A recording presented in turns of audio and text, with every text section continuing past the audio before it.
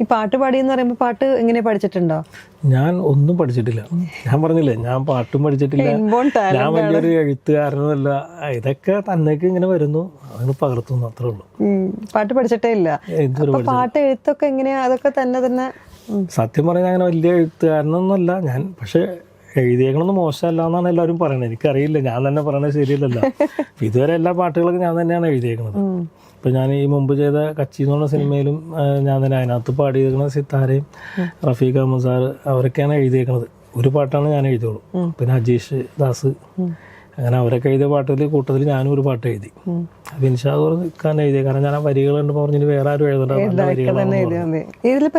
ഇതിൽ എത്ര പാട്ടുണ്ടെന്ന്? ഇതിലിപ്പോ 6 പാട്ടുണ്ട്. 6 പാട്ടും ഞാൻ തന്നെ എഴുതിയ. ഒരാൾക്കും പുറത്ത് അവസരം കൊടുത്തില്ല. സ്വന്തം സിനിമയിൽ ആർക്കും പുറത്ത് അവസരമില്ല, കൊടുക്കാനിട്ടല്ല. എഴുതി വന്നപ്പോ എല്ലാം ആപ്റ്റായിട്ട് തോന്നി. പിന്നെ അപ്പൊ പുറത്തേക്ക് കൊടുക്കേണ്ടി വന്നില്ല.